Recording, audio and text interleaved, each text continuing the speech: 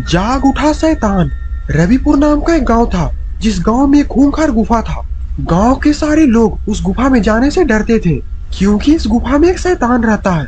गांव के सारे लोग उस गुफा में जाने से काफी डरते थे, क्योंकि उस गुफा के अंदर से रात में भयानक भयानक आवाजें आती थी, और जो कोई भी उस गुफा में जाते थे वो कभी भी जिंदा लौटकर बाहर नहीं आते थे। अरे श्याम भाई, उस गुफा से देखो कितनी भयानक भयानक आवाजें आ रही है। जैसे लगता है कि वो शैतान हमसे कुछ कहना चाहता है।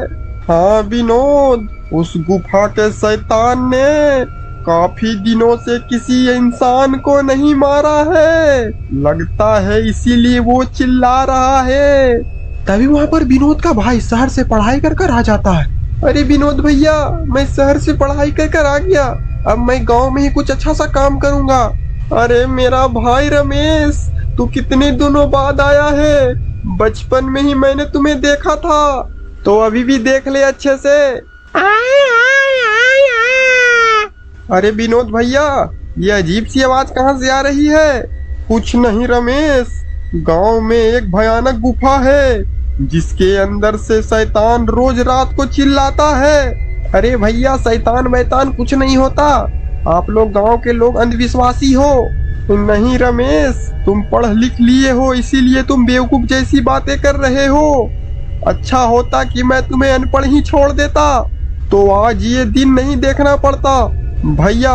पर मैं उस गुफा में जाकर जरूर देखूंगा कि आखिरकार ये आवाज आ कहाँ से रही है। अरे नास पीठे, मैंने तुम्हें शहर पढ़ने के लिए भेजा था। सोचा था कि कुछ अच्छा काम कर कर पैसे कमाएगा, और तू उस गुफा में मरने की बात कर रहा है। अरे भैया, आप गुस्सा मत करो, मैं उस गुफा में नहीं जाऊंगा। अब जल्दी से खाना निकालो, काफी जोर की भूख लगी हुई है।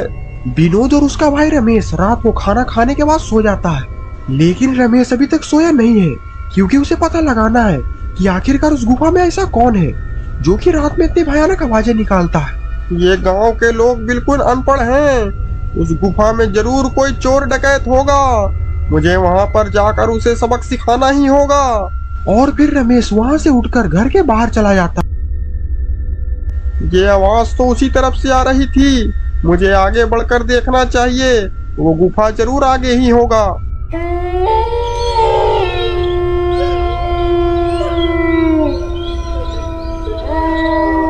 और फिर रमेश उसी गुफा के बाहर आ जाता है। ये अजीब सी आवाज तो इस गुफा के अंदर से ही आ रही है। मैं अभी अंदर जाकर देखता हूँ। और फिर रमेश उस गुफा के अंदर चला जाता है। अंदर जाने के बाद रमेश देखता है कि एक शैतान जानवर का मांस खा रहा होता है। अरे बाप रे बाप, यहाँ पर तो सच में एक शैतान है। भैया ने सही बोला था, मुझे यहाँ से भागना होगा। रमेश की आवाज सुनकर शैतान पलटकर रमेश की तरफ देखने लगता है। बहुत दिनों बाद इंसान का मांस खाने को मिलेगा। नहीं, मुझे जाने दो, मेरा भैया मेरा इंतजार कर रहा होगा। कोई बात नहीं, तेरे भैया को भी मैं तेरे पास पहुंचा दूंगा। और फिर वो शैतान धीरे धीरे रमेश की तरफ बढ़ने लगता है। तभी वहाँ पर विनोद देवी माँ का त्रिशूल लेकर आ जाता है। मेरे होते हुए तुम मेरे भाई को नहीं छू सकते। ये ले, ये ले, ये ले। और फिर उस शैतान का खेल वहीं पर खत्म हो जाता है। मैंने तुम्हें बोला था ना कि इस गुफा में नहीं आने के लिए। अब तू भी ले, ये ले, ये ले, ये ले। अब चल घर, अब तुझसे मैं मजदूरी करवाऊंगा।